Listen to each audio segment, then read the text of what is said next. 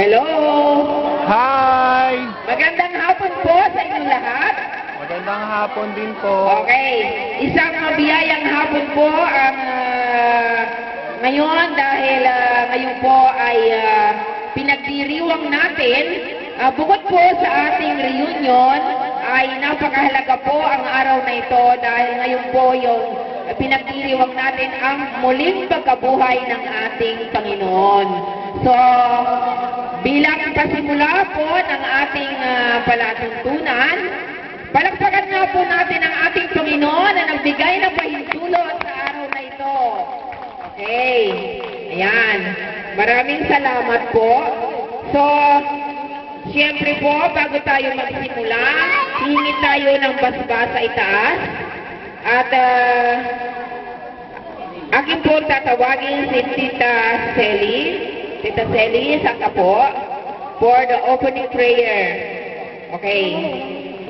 So, doon sa mga pwedeng tumayo, tatayo, pero yung hindi makakatayo, lalo na po yung medyo, yung mga oldies natin, pwede po muupo na lang po kayo.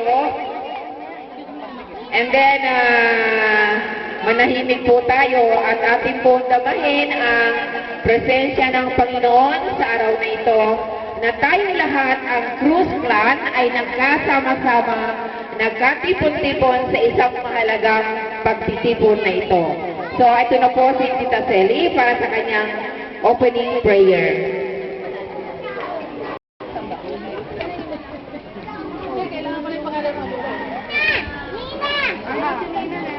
Samantali po tayong manahimik at damahin natin ang ganda ng ating panahon. Yan ay gawa ng biyaya ng Diyos.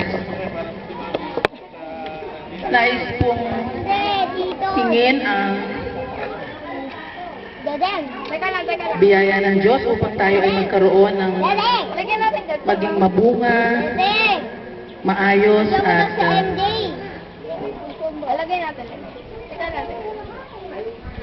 enjoyable na reunion. Panginoon, itinataas po namin sa inyong lahat ang pamilya ng Cruz Ricarte na ngayon ay magkakaroon ng reunion. Ang pamilya ni Lolo Menteng, Lolo Endeng, Lola Shoni, pamilya po ni Lolo Ensyong, pamilya ni Lola Doreng, pamilya ni Tata Tuning, ang ating pong host club, ang host family, pamilya po ng Lolo Jose, pamilya ni Lola Pansang, Lola Doreng.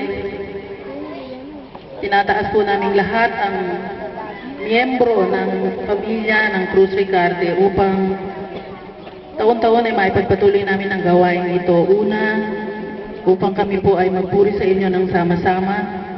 Pangalawa, nang kami ay magkaroon ng pagkakataon na makilala ang bawat isa at sa gayon kami ay magkatulungan sa isa't isa. Panginoon, itinataas po namin sa inyo ang pamilya rin ng Lola Nisa kasama sa Cruz Ricarte family. Lalo na po ang ating host family, ang pamilya po ng Tata Tuning. Tinataas po namin lahat sa inyo ang anak ng Tata Tuning.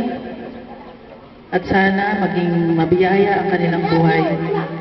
Panginoon, dinataas po namin lahat ng naririto, matanda, bata, mayaman, mahirap. Nawa, Panginoon, ito ay maging okasyon na magkaroon kami ng pagkakataong matulungan kung sino man ang dapat tulungan sa aming angkan. Panginoon, tinataas po namin ang lahat ng nakakaginhawa sa aming pamilya, na magkaroon kami ng bukas puso upang tumulong doon sa ibang miyembro namin na nangailangan ng tulong. Gayon din po yung mga medyo salat sa buhay na miyembro ng aming Cruz family.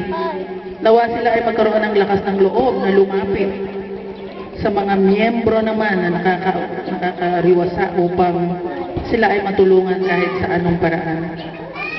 Ang lahat pong ito, Panginoon, ay tinataas namin sa inyo sa ngalan ng aming Panginoon si Jesus. Amen. Ama namin, sumasalangit ka. Sambahin ang ngalan mo, mapasa amin ang kaharian mo, sundin ang loob mo dito sa lupa para ng sa langit.